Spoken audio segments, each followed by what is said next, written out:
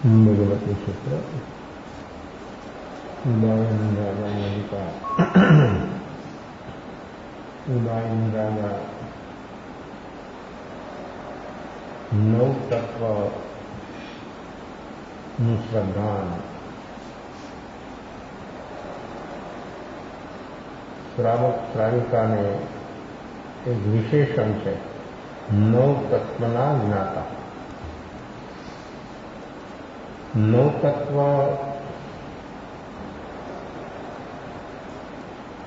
जो पढ़ते तो है, कंठस्थ भी कर लेते हैं, लेकिन उसमें जो जीव को खुद को जो जानना है वो सिर्फ शब्दों रह जाता है। खुद को जानने के लिए व्यक्ति कभी भी तैयार नहीं हुआ, और खुद को जहां तक नहीं जानेगा तहां तक ये बोधि, ये सम्यक दर्शन पाना ये कभी संभवित नहीं है। तो 9 तत्वों में एक जीव और अजीव 2 द्रव्य ये स्वतंत्र है। 6 द्रव्य स्वतंत्र पर 9 तत्व में 2 द्रव्य की बात जीव और अजीव साथ में रहते हैं, लेकिन गुण धर्म हरदम दोनों का अलग अलग रहते हैं। साथ में रहने से एक रूप नहीं होता। एक रूप जो मानता है अज्ञान से होता है, हो ही नहीं सकता, मानने से नहीं हो सकता। चाहे इतना माने व्यक्ति तो फिर जो अलग है वो तो अलग ही रहता। मान्यता ही विपरीत है, तो मान्यता जीव की किसी भी प्रकार की हो, लेकिन जीव जीव रूप है, अजीव अजीव रूप है। भ्रांति, ऐसी भ्रांति व्यक्ति को हो जाती है कि इनमें फूल देखने में आता है, सतत उसका संपर्क रहता है, सतत उसके सामने हो रहता है। अजीव जो है, पुद्गल जो है, हरदम उसके सामने रहता है। इसलिए उसका नाता इतना सघन हो जाता है, और सघन होने से व्यक्ति ऐसे समझ लेता है कि ये में 24 घंटा सामने, और उसी से सब प्रवृत्तियां देखने में आती है, और उसके सब सुख दुख अनुभव में आता है, और उसी से व्यक्ति को भीतर में बाहर के जगत में किस किस प्रकार की जो अवस्थाएं चल रही है, और सब अवस्थाओं को मेन वर्तमान में पुद्गल द्रव्य, लेकिन कैसे वो सब हो रहा है वो व्यक्ति को कभी मालूम नहीं। व्यक्ति ने कभी वो अनुभव नहीं किया। तो जीव द्रव्य उसमें अनंत गुण है, लेकिन सम्यक दर्शन श्रद्धा गुण है। ये श्रद्धा गुण की पर्याय कब प्रकट होती है? वो स्वतंत्र है, स्वाधीन है, स्वतंत्र है, हर हालत में हर संयोग में है, लेकिन उसका अनुभव व्यक्ति को नहीं होने का मेन कारण है जीव की वर्तमान भ्रांति। जिसमें जो नहीं है उसमें वो मानकर ही व्यक्ति चलता है, और ये मानकर हो व्यक्ति की सारी प्रवृत्ति होती है। जहां तक श्रद्धा गुण द्रव्य दृष्टि जीव की नहीं होती है, तहां तक व्यक्ति को ये बोधि, ये सम्यक दर्शन, निर्मल पर्याय प्रकट होना ये कभी संभवित नहीं है। तो एक एक गुण की एक एक पर्याय तभी जीव को अनुभव में आती है, जब श्रद्धा गुण की निर्मल पर्याय जब प्रकट होती है तब वो काम होता है। उसके बिना वो काम कभी होना संभवित नहीं है। तो अपनी पर्याय दृष्टि बदलती नहीं, द्रव्य दृष्टि होती नहीं। पर्याय दृष्टि जहां तक रहेगी तहां तक व्यक्ति की भ्रांति, द्रव्य दृष्टि जब होगी तब व्यक्ति भ्रांति से मुक्त हो जाएगा। तो हरदम व्यक्ति जो जो अवस्था में जो जो गति जाति में है वहां पर उसको पर्याय कोई पकड़ता है। और अनुभव स्वभाव के विभाव का जो अनुभव होता है पर्याय से, लेकिन स्वभाव पर्याय जीव के गुणों की होती है। जब ये द्रव्य आत्मद्रव्य जब शुद्ध होता है तभी उसकी पर्याय निर्मल होती है, और एक निर्मल पर्याय व्यक्ति को अनुभव में आती है। और जब व्यक्ति विभाव में एक रूप होता है तब उसको अनुभव होता है विभाव पर्याय का। ये शरीर पर्याय है, विभाव पर्याय उस मानता है वो में। देखो कैसी भ्रांति, सतत उसके सामने नाम रूप जो है वो भी उसके साथ, और सतत उसके संपर्क में, और 5 इंद्रियों का विषय उसके सामने जो हरदम जो चल रहा है, और व्यक्ति की जो जो इच्छा के मुताबिक जो कुछ होता है वो व्यक्ति कैसी भ्रांति में रहता है कि मेरी इच्छा से वो हो गया। तेरी इच्छा से नहीं हुआ, वो तो होने वाला था, हुआ है, लेकिन तू मानता है कि मेरी इच्छा से हुआ। देखो ऐसे ऐसे जीव की भ्रांति बढ़ती है, हर क्षेत्र में ऐसी भ्रांति बढ़ती। जो जो प्रवृत्तियों में जीव जहां जहां है वहां पर ऐसी इच्छा विकल्प जब व्यक्ति को होता तो हो गया काम हो गया। तो व्यक्ति को कैसा होता है, कैसा लगता है, उसकी इच्छा के मुताबिक उसके सामने उसको भोजन मिल गया, क्या होता है, क्या मानता है, क्या समझता है, भोजन आ गया। भोजन व्यक्ति कर रहा है, उसमें व्यक्ति का भाव किस प्रकार का होता है।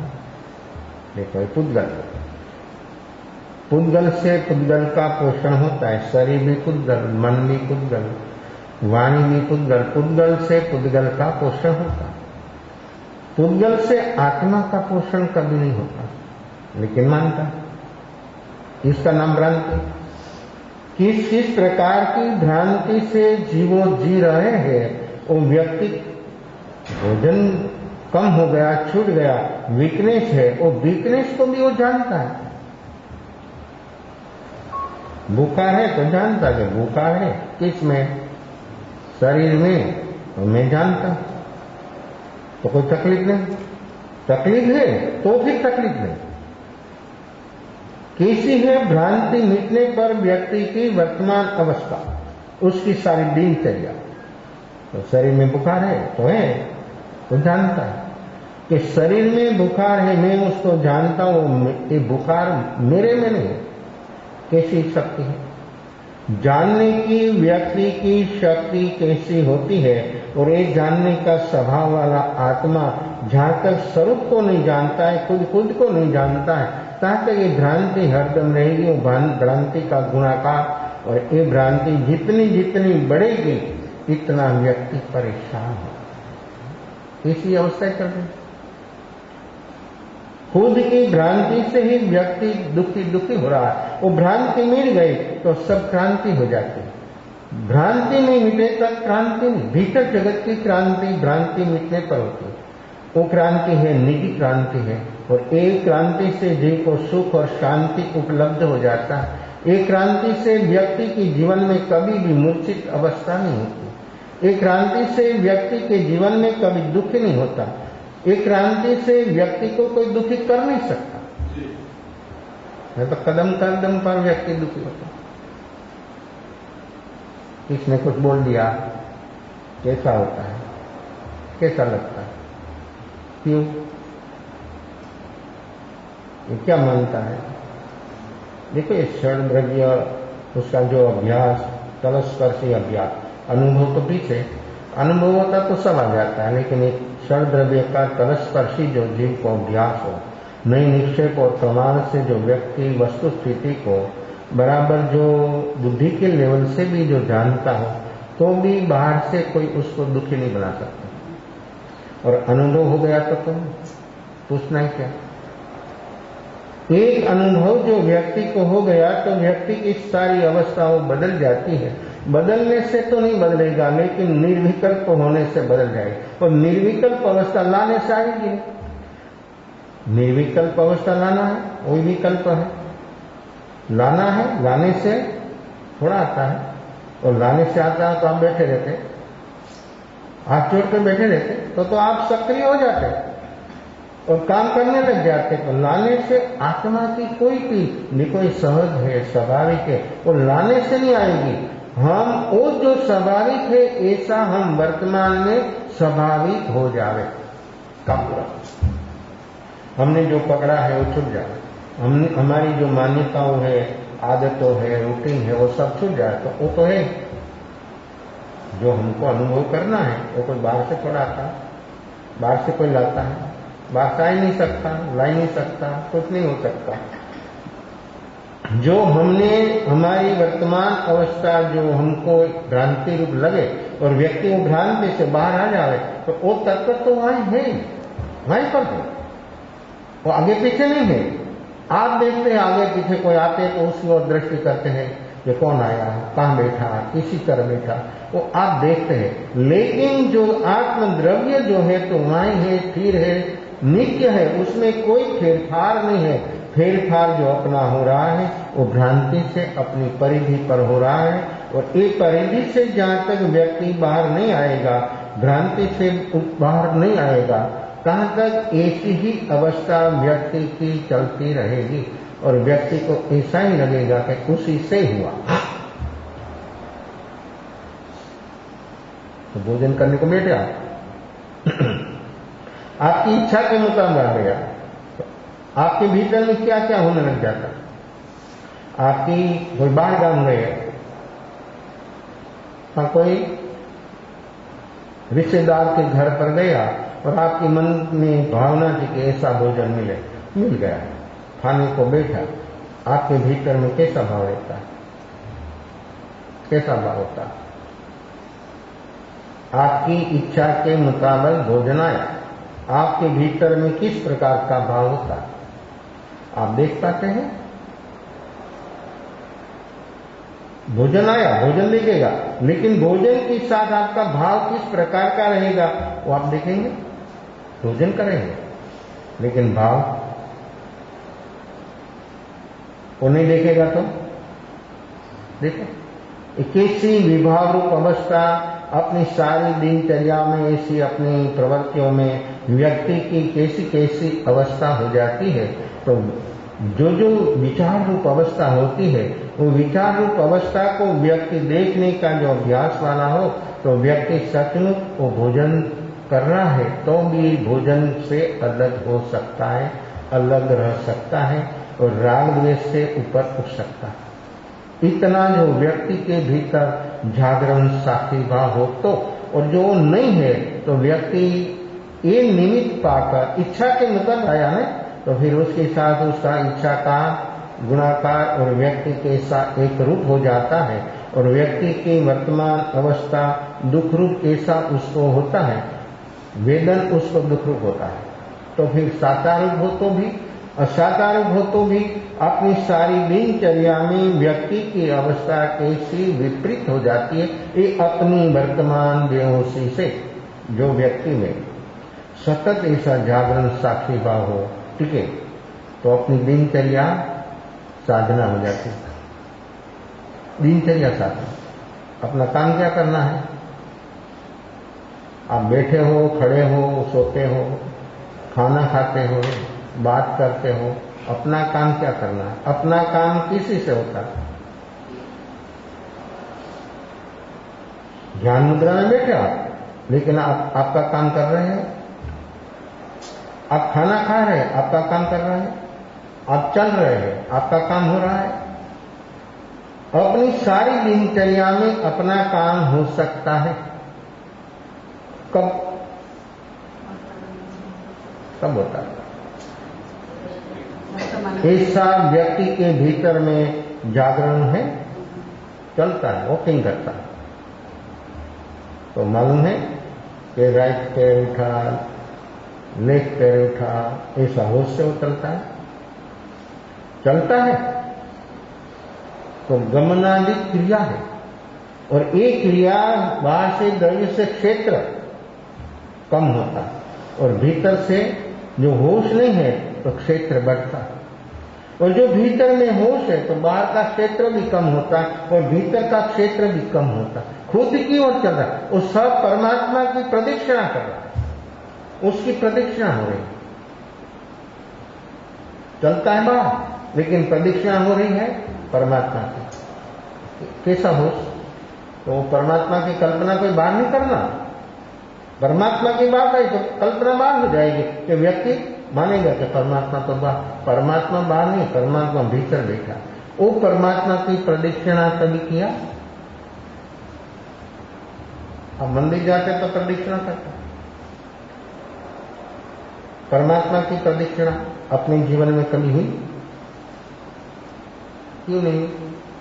चलते हैं, दिन भर चलते हैं, और जैसा होश से जो व्यक्ति चलता है, घर में चलता है तो प्रदक्षिणा होती, बाहर चलता है तो प्रदक्षिणा होती, भोजन करता है तो भोजन भी वो परमात्मा को खाना खिलाता, खुद नहीं खाता, खुद करता ही नहीं, खुद भोगता ही नहीं। तो ऐसी जागरण की पलों में व्यक्ति की जो जो क्रिया है वो सब योग से हो रही है, लेकिन उसमें उपयोग झकझोर है। उपयोग झकझोर होने से उस सारी क्रिया द्रव्य, उद्गल का भी द्रव्य क्षेत्र का भाव अलग है, अपना भी द्रव्य क्षेत्र का भाव अलग है। अपना द्रव्य, अपना क्षेत्र, अपना समय वर्तमान कैसा है, अपना भाव कैसा है, निमित्त पाकर होता है, वो तो निमित्त से अधीन होकर हो गया, वो तो होगा दो, शुभ और अशुभ। निमित्त को अधीन होकर आपके भीतर में जो कुछ होगा वो दो ही होगा, शुभ और अशुभ। शुद्ध का कभी संभव नहीं है। स्वरूप लक्ष्य हुआ, द्रव्य दृष्टि हुई, तो व्यक्ति को कुछ भी हो तो वो अवस्था में व्यक्ति की जो भीतर का स्वद्रव्य, स्वक्षेत्र, स्वका और स्वभाव, खुद का भाव कैसा रहेगा? अपना भाव प्रतिक्षण निमित्त आने पर बदलता है, लेकिन स्वद्रव्य, स्वक्षेत्र, स्वका, स्व में जो स्थिर हो गया तो भाव अपना कैसा रहेगा, कैसा बनेगा? शुद्ध भाव जो है वो बनाने से नहीं होगा, शुभ अशुभ होगा। शुभ अशुभ तो निमित्त के अधीन हो गया, इसलिए होता है। निमित्त से पर होने से शुद्ध सर्व हो जाता है, तो वो अवस्था अपनी कहां तक टिकती है? इसी अवस्था में अपने को ठहरने के लिए व्यक्ति वर्तमान में क्या काम कर रहा है? काम से तो, योग से तो काम दूर होगा। हरदम जो जो क्षेत्र में, बाहर के क्षेत्र में जीव जहां तक है तहां तक स्व क्षेत्र में नहीं आएगा, वो चलता है। कबीर ने भी एक जगह ऐसी बात दिखाई कि जो मैं सब कुछ काम करता हूं तो उसका ही काम कर रहा हूं, ये मेरा काम नहीं है, वो करवा रहा है, मैं कर रहा हूं। कैसा कैसा समर्पण, कैसा समर्पण? जहां तक ऐसा समर्पण जीव को नहीं आता है तहां तक व्यक्ति, देखो समर्पण भी एक साधना है, स्वीकार भी एक साधना है, ये जागरण साक्षी भाव एक साधना है। आपको कौन सी अवस्था सेट होती है? समर्पण, कुछ नहीं करना, समर्पण होता है। क्यों नहीं होता? उसमें कुछ करना ही नहीं, सहज समर्पण, नोत्स्वार्थ, अपना कुछ नहीं रखना, अपना कुछ बचाना नहीं, मालिकी भाव नहीं रखना, वो सारा मालिकी भाव से व्यक्ति समर्पण जो हो जाता है, सारा मालिकी भाव छूट जाता। मालिकी भाव छूटने से जो व्यक्ति अंदर में जो परम तत्व है उसका अनुभव हो जाता है। मालिकी भाव छूटते ही व्यक्ति का रास्ता निर्मल हो जाता है, निष्कंटक हो जाता है, जो अवरोध विरोध है सब दूर हो जाता है। ऐसा ही समर्पण का भाव, समर्पण से जीव फिर जाता है, पास पहुंच जाता है। कोई भी हो, कैसी भी हालत की व्यक्ति हो, किसी भी क्वालिटी की व्यक्ति हो, कनिष्ठ में कनिष्ठ व्यक्ति हो, जैसे दुनिया में जो पाप ऐसा नहीं हो को जो पाप उसने न किया हो, ऐसी व्यक्ति भी समर्पण से टिक जाती है, पार पहुंच जाती है। क्यों? सुनने वाला, बोलने वाला, समझने वाला रुक जाता है, वो पहुंच जाता है पार। कैसे? कैसी साधना? समर्पण कैसा? मैं कुछ नहीं है, मेरा कुछ नहीं है, जो है वो जो करे, वो जो बोले, वो मेरे लिए प्रमाण है। वो कोई भी बात दिखाए तो मेरे लिए वो प्रमाण है। ऐसा समर्पण भाव तो व्यक्ति का पहला ही कदम में अहम खत्म। और जिसका अहम ईगो खत्म होता है, आप कोई भी साधना करो, कोई भी काम करो, जागरण साक्षी भाव प्रगटाओ, भक्ति करो, योग करो, ध्यान, ईगो से ऊपर उठना पड़ेगा। और ईगो की चट्टान इतनी है, इतनी सॉलिड है और इतनी विशाल है कि जिसकी कोई सीमा नहीं है। उन चट्टान व्यक्ति को समर्पण से व्यक्ति को चट्टान से ऊपर उठ जाता, चट्टान खत्म हो जाती है। ऐसा है इस समर्पण भाव। कुछ नहीं बचता, कुछ करने का नहीं रहता। जब समर्पण व्यक्ति के भीतर में ऐसा हो गया तो बस, तो इसलिए शास्त्रकार ऐसे बोलते हैं, आए धम्मो आए तब। ये सुक्ति का तो बहुत छोटी है, शब्द तो बहुत छोटा है, मैंने बोल दिया, हम लोग को याद भी रह जाएगा, लेकिन जीवन में प्रैक्टिकल ये भ्रांति भटक जाएगा। शब्द याद रहेगा, शब्द की व्याख्या करेगा, लेकिन मर्म तो शब्द का तभी पाएगा जब व्यक्ति प्रैक्टिकल में जाएगा। अगर व्यक्ति के भीतर में समर्पण ऐसा हो जाएगा तब वो आए धम्मो आए तमो, उसका मर्म जो है, शास्त्र में शब्द है, अर्थ है, भावार्थ है, मर्म तो सदगुरु के हृदय में है। वो कौन मापता? शास्त्र तो हर व्यक्ति के हाथ में आ जाता है, मर्म कब पाता है? कौन पा सकता है? समर्पण है, इस क्वालिटी का समर्पण है। जिसके पास इस क्वालिटी का जो समर्पण हो तो व्यक्ति को वो मर्म आनंद धम्मो, उसका मर्म व्यक्ति को प्राप्त हो जाता है। व्यक्ति सभी से मुक्त हो जाता है, सभी से ऊपर हो जाता है। ऐसा है आज्ञा ये धर्म। इस शब्द में, इस सुक्तिका में सारा शास्त्र का सार समझ है। कैसा है? सब शास्त्र कंठस्थ हो, कंठस्थ करना, इसे श्रीपति से करना, ऐसे एक शब्द, लेकिन प्रैक्टिकल। एक शब्द जीवन में आया, उसका प्रैक्टिकल और एक समर्पण जो व्यक्ति के भीतर हो गया तो आने धर्म होता है। समर्पण नहीं होता है तो आज्ञा ये धर्म नहीं होता। आज्ञा ये धर्म कैसे आपने माना? कैसे मान लिया? मैंने बोला, आप लोगों ने सुना, आप मान लेते कि हाँ आज्ञा ये धर्म, लेकिन आपके भीतर में फलित हुआ? ये धर्म अनुभव में आया? क्यों नहीं आया? मैंने बोल दिया, आप लोग ने सुन लिया, तो ये स्वभाव धर्म का मर्म अपने को अनुभव में आया?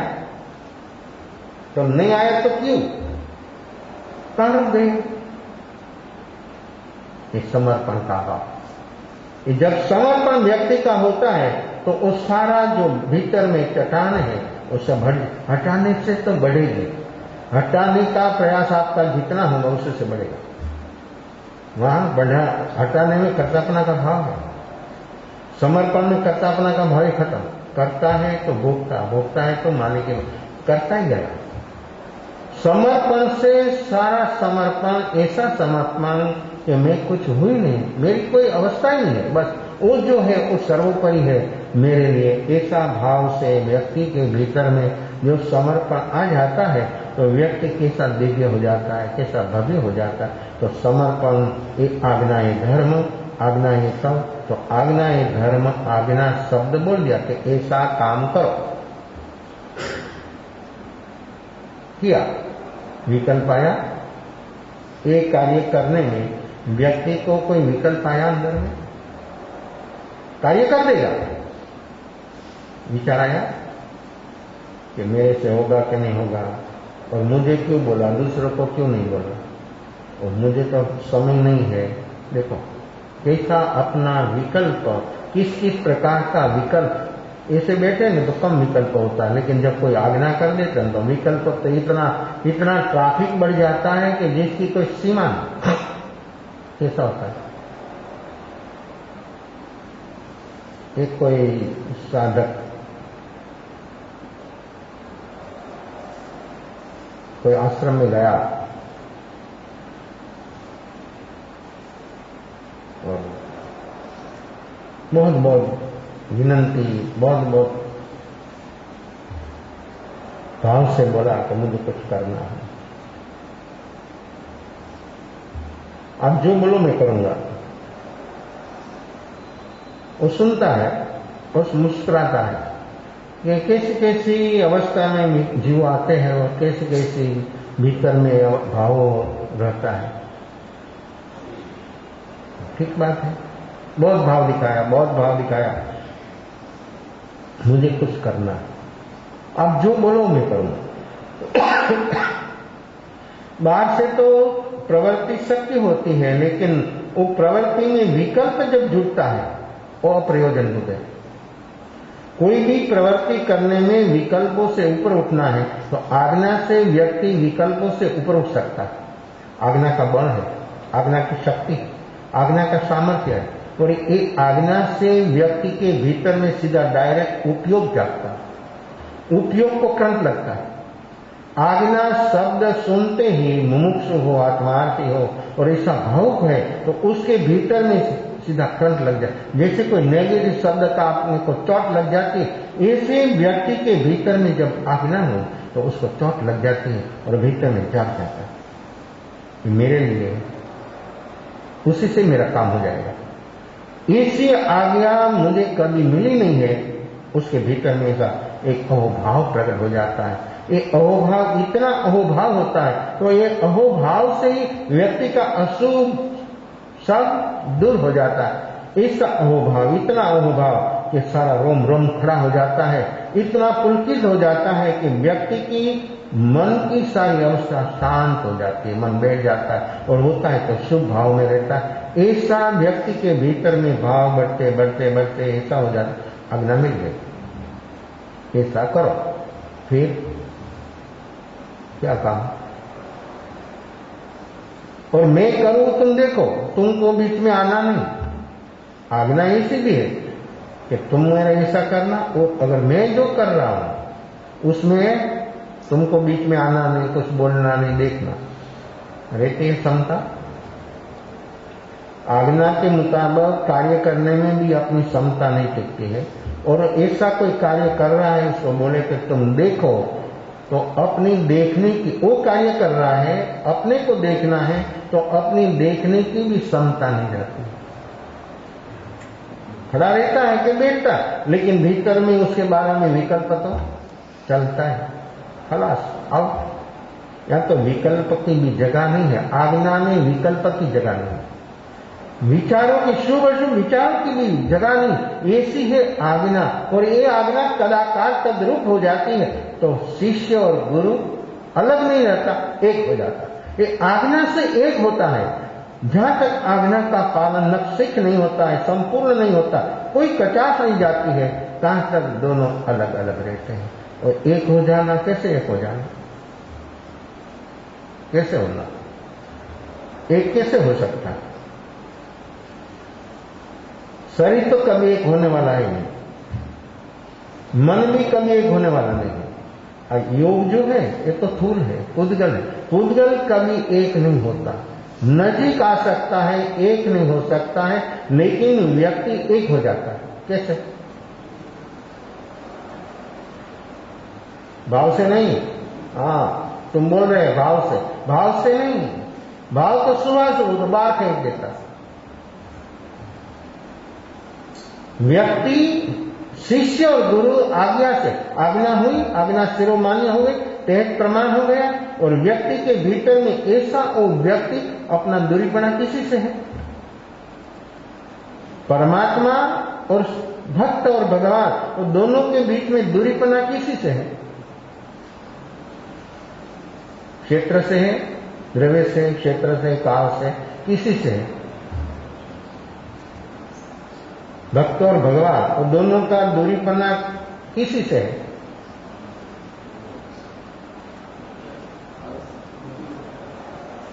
भाव सुबह सुबह, आपके पास दूसरा भाव नहीं है,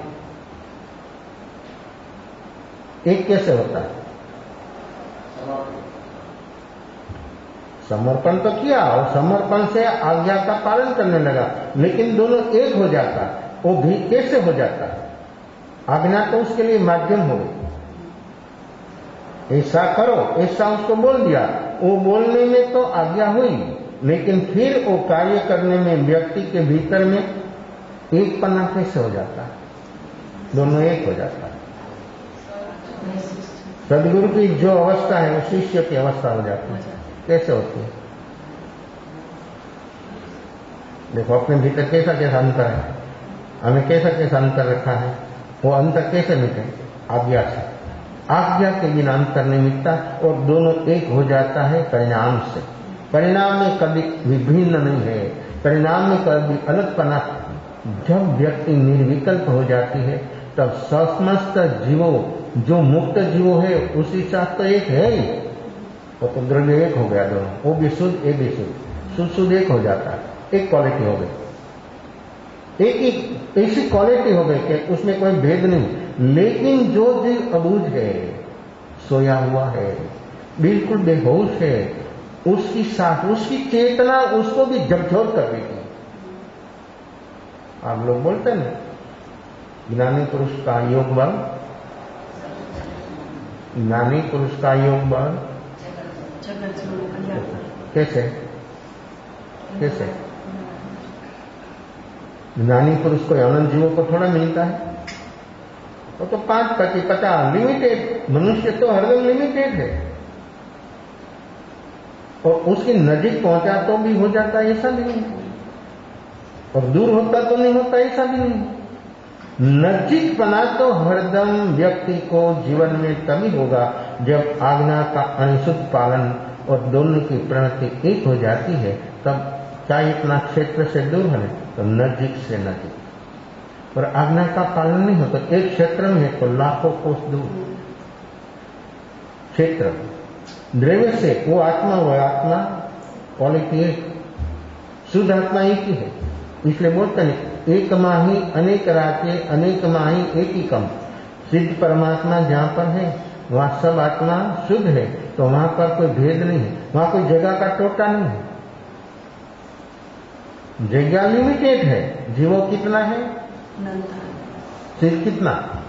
अनंत काल से सिद्ध हो रहा है तो अनंत सिद्ध, और अनंत सिद्ध समय समय पर सिद्ध हो रहे, तो वहां जगह लिमिटेड, लेकिन वहां पर कोई जगह नहीं रहे, उसको वहां रहने की जगह नहीं है, ऐसा कभी नहीं होगा। और एक सिलसिला तो अनंत काल तक चलेगा, तो वहां जगह का टोटा नहीं है। जगह है लिमिटेड तो भी, तो एक माही अनेक, अनेक माही एक, उसमें कोई भेद नहीं रहता। द्रव्य अलग छता एक, एक छता अलग। आई ऐसी अवस्था व्यक्ति के भीतर में वर्तमान यहाँ पर टेम्परेरी व्यक्ति को अनुभव में आ सकती है। तो एक परिणाम, एक आज्ञा से परिणाम की शुद्धि होती है, तो द्रव्य से एक हो गया, क्षेत्र से एक हो गया, काल से ऊपर उठ गया। वर्तमान का काल से ही अलग है। भूत भावी में भटकता है तो भटक जाएगा। भूत भावी में रहने वाला कभी भी आज्ञा का पालन नहीं होगा, और आज्ञा का पालन करने वाला वर्तमान में ठहर जाएगा। ये आज्ञा चीज क्या है और उसकी पहुंच क्या है? इसलिए एक आज्ञा, एक धर्म ज्ञानी पुरुषों ने जो दिखाया है वो किस लिए दिखाया, लेकिन हम सिर्फ सुन लेते हैं, उसका प्रैक्टिकल जीवन में नहीं होगा। तो हमारे जीवन में ज्ञानी पुरुषों के साथ द्रव्य क्षेत्र काल भाव का जो अंतर है वो कभी मिटेगा? ये अंतर जो अपने को मिटाना हो तो वर्तमान में व्यक्ति को मिल जाता है, और व्यक्ति वर्तमान में मिटाने के लिए समर्थ है, लेकिन व्यक्ति नहीं जागेगा तहाँ तक आज्ञा का पालन होना वो कभी संभवित नहीं है। तो वो साधक गया, तभी वो सफाई कर रहा था,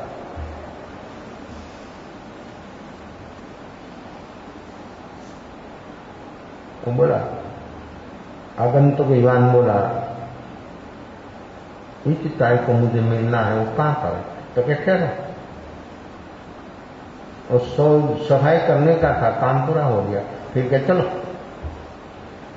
उसका झोपड़ा था, पर्णकुटी, वहां उसके आसन था, उसके आसन पर जाकर बैठा, और वो युवान साथ में था, सामने खड़ा है।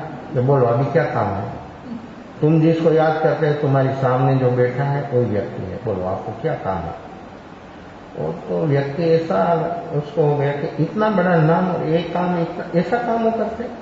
देखो आप लोग काम से, ड्रेस से, वाणी से आप नापते हैं आपकी बुद्धि कितनी स्थूल है, आपकी बुद्धि की फुटपट्टी कितनी कम है। ज्ञानी को आपका माप आपसे ज्ञानी कभी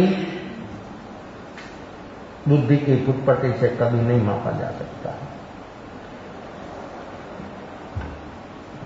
ठीक है, तो क्या काम है आपका? तो मुझे एक साधना करना है। बहुत अच्छा, तो चलो। बस यहां तो सीधा प्रैक्टिकल काम था, यहां थ्योरिकल बात नहीं थी। एक समय था हिंदुस्तान का, गुरुकुल थे ऐसे। एक गुरुकुल में राजकुमार और श्रेष्ठ श्रीमंत के बेटा बेटी हो गुरुकुल में वहां रख देते। 12 साल तक घर वापस आना नहीं, 12 साल में वैकेशन नहीं, और अभ्यास प्रैक्टिकल। स्त्रियों की 64 कला, पुरुषों की 72 कला। एक आचार्य हजारों शिष्यों को सिखाते। कैसा? एक पैसा लेना नहीं किसी का, सब फ्री, खाना पीना रहना सब फ्री। कैसा? एक आचार्य हजारों शिष्य को पढ़ाते, और कृष्ण और सुदामा सांदीप्य ऋषि के आश्रम में वो पढ़े, वहां से दोनों की मित्रता हुई। तो एक राजकुमार एक ब्राह्मण, किसी मित्रता, और ये मित्रता श्री कृष्ण ने कैसी उसके ओर निभाई। कैसा होता? तो ऐसे गुरुकुल थे। वो गुरुकुल में जब जाता और गुरुकुल के जब बाहर आता, सब विद्या से पारंगत हो जाता है, और कोई भी प्रॉब्लम आता है तो वो कभी रुकता नहीं, और कोई भी घटना हो उसको आसानी से पार कर जाता। इतनी देखने की क्षमता, बोलने की क्षमता, ऐसी चीज, सब प्रैक्टिकल। थ्योरिकल तो बात ही नहीं। सब जीवन का अभ्यास थ्योरिकल इतना नहीं, प्रैक्टिकल। और ये प्रैक्टिकल में ऐसा सब कार्य जीवन की जब जरूरत हो वो सब बात सिखा देते। तो युवान कहते चल। ग्राउंड बड़ा था, जंगल था, एक कुआं था बावड़ी, उससे से पानी भरना था। किनारे पर एक बकेट, उसको रस्सी बांधी, उसको बोला कि तुमको देखना बोलना नहीं, तुमको देखना बोलना नहीं, मैं जो कर रहा हूं देखो, आज्ञा, आज्ञा है धर्म। उसको बोले तो अलग बात है, तो आगन तो है ना, पहला ही प्रयोग है ना, इसलिए मैं कर रहा हूं तुम देखो। तो बोला कि ठीक है। रस्सी बांधी, डाली कुआं, निकाला पानी, बाहर आए तो एक बूंद पानी नहीं आया। उसने देखा, उसके धूम से काम कर रहा था, दूसरी दफा डाले, पानी नहीं आया। तीसरी दफा डाला, जब कुआं में बकेट जाता था तब वो डूब जाता था पानी में, लेकिन जब बाहर आता तो एक बूंद पानी नहीं आता था। तीसरी दफा डाली और बाहर निकाला, पानी नहीं आया। वो आदमी खड़ा है युवान, उससे रहा नहीं गया। रह जाता, आपको रह जाता युवान नहीं। आप सब युवान की क्वालिटी में हो। बातें करना अलग है, प्रैक्टिकल करना अलग है, आज्ञा का अनिश्चित पालन करना अलग बात है। चौथी दफा डाली तो उससे रहा नहीं गया। वो बोला कि शाम होगी तो पानी नहीं आएगा। क्यों पानी नहीं आता था? बकेट को तेल भी नहीं थी, तलिया ही नहीं था। तलिया वगरनो घड़ो એ પાણીથી ભરાય?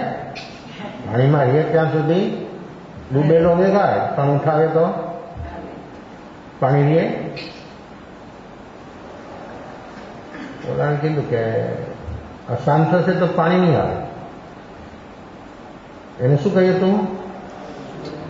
બોલબાલ નહીં, જોવાનું. રહી શક્યો? રહી શકાય? રહી શકાય? એક પણ ન ટકી શકે. જો એને કાંઈ કરવાનું નહોતું, એને તો ખાલી જોવાનું હતું, પણ રહી શક્યો સાક્ષીભાવ? જો આપણો સાક્ષીભાવ રહે છે ઘરમાં, બહારમાં, બજારમાં, જ્યાં જ્યાં વર્તુળમાં હોય ત્યાં રહી શકે? કેમ અંદરમાં આમ ઊંચું નીચું નીચું નીચું થવા મળે? અંદરમાં કેવા ઉફાળા આવવા મળે? જેમ ગેસ ઉપર દૂધ ઉફાળા લીધો ને અંદરમાં ઉફાળા આવવા મળે. કેમ? કેમ? જોવાનો પ્રયાસ કર્યો કદી? આ ધર્મ આ પ્રેક્ટિકલ છે. આજ્ઞા શું ચીજ છે? આજ્ઞાનું પાલન કરીને એના અંદરમાં સાક્ષી ભાવ ન પ્રગટે, બની જ ન શકે. આ પહેલા જ પ્રયોગની અંદરમાં નાપાસ કહ્યું કે ચાલો જા, બીજી વાર આવતો નહીં, આવીશ ને તો ફેંકી દઈશ તને, અહીંયા આવવાનું નહીં. તારી ક્ષમતા જ નથી સાધના કરવાની, તારે કંઈ કરવાનું નહીં હતું. तारे तो सिर्फ देखने का था, तू देख भी नहीं सकता. दूसरा काम करता है तो देख भी नहीं सकता, तू कैसे करेगा? नापास. सिर्फ 3 दफा में वो नापास हो गया. पहला प्रयोग में उसने निश्चित किया कि मैं 7 दफा डालूंगा, तो फिर बोले कि 7 दफा डालूंगा, और वो नहीं बोलेगा तो दूसरा प्रयोग में उसको ले जाना. पर पहला प्रयोग में कौन कर सके? किसकी क्षमता है? आज्ञा नहीं है. आज्ञा सिर्फ उसको करना नहीं, देखना. कैसे देखना? देख सकते हैं. देखो आप घर में कोई बर्तन गिरा, आप बैठे ध्यान में के कुछ कर रहे, तो आप ध्यान में के फिर भक्ति में के जो सामाजिक में जो कुछ आप करता है नित्य क्रम, उसमें आप रहते. बर्तन गिरा किचन में और आपका भीतर में दौड़ गया. क्यों? तो आप बैठे हैं लेकिन सारा घर का लगाव आपके भीतर है, आपको मालूम नहीं है. यहां आए हैं तो भी सारा घर का लगाव लेकर आए हैं. आपके भीतर में आपका संसार है, आपको मालूम नहीं है.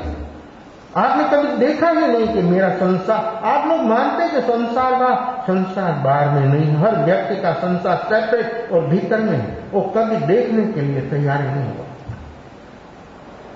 आज्ञा होगी कि देख, तुमको कुछ करना नहीं, खड़ा खड़ा देख. नहीं देख पाया, फेल हो गया, कर दिया रवाना. इधर कभी आना नहीं. ठीक है, आगे आई हूं, कभी नहीं आना इधर. तेरी तैयारी नहीं है. साधना के क्षेत्र में व्यक्ति की आज्ञा क्या है, और आज्ञा वो करे, वो देखने का भी, अपने सुनने की भी क्षमता, देखने की भी क्षमता. क्यों नहीं? हाँ, देखता है लेकिन अंदर में फील होता. तो फील हुआ तो देखा नहीं, कंपेयर हो गया, देखा नहीं, कुछ बोल दिया, देखा नहीं. कुछ भी आप कर दे, भीतर में प्रकट नहीं करे तो भी आपके भीतर में आज्ञा का परिणाम विपरीत हो गया. ये कितनी सूक्ष्म चीज है वो आपको मालूम नहीं है. बेहोश होने से अपने भीतर में मालूम नहीं कि कैसे आज्ञा का परिणाम कैसा होता और कब होता है. जो बात दिखाए वो बात के अनुरूप जहां तक व्यक्ति नहीं होता तहां तक उसका परिणाम विपरीत हो जाता है, और विपरीत परिणाम होता है तो उसका संसार बढ़ जाता है.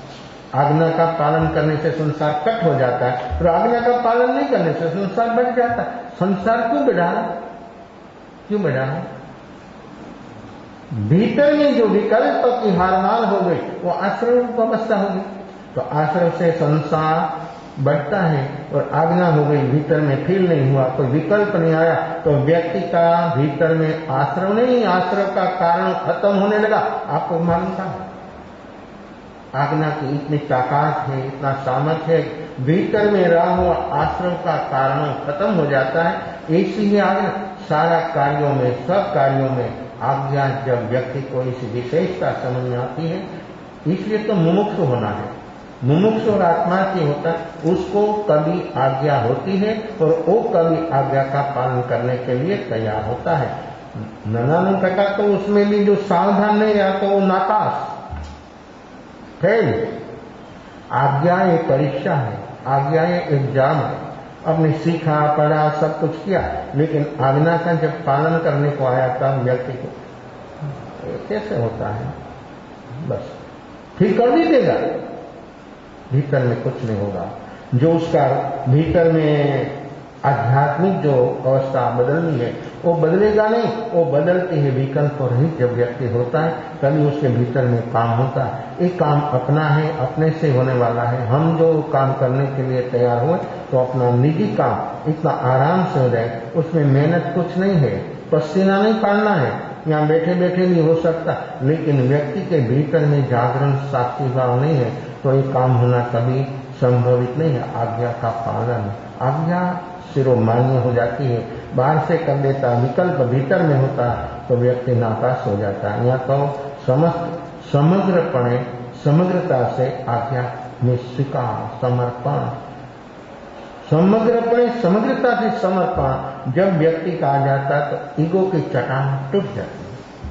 काम तो वही करना है ना, आप कुछ भी करो, दूसरा कुछ भी काम करो, साधन स्वीकारो, लेकिन व्यक्ति के भीतर में जो एक चट्टान नहीं हटेगी, नहीं टूटेगी, तो अपना काम, ये बोधि, ये सम्यक दर्शन, श्रद्धा गुण की निर्मल पर्याय जीवन में तभी प्रकट होगी जब व्यक्ति के ईगो की चट्टान टूटेगी, विश्व से ऊपर उठेगा, तब व्यक्ति का काम होगा। ये आज्ञा धर्म, आज्ञा धर्म बहुत बड़ी चीज है, लेकिन हम वर्तमान में इसी समझ कर अपना परमात्मा के साथ एक रूप होने के लिए हमारी वर्तमान ऐसी आज्ञा हम ध्यान करें 10 मिनट।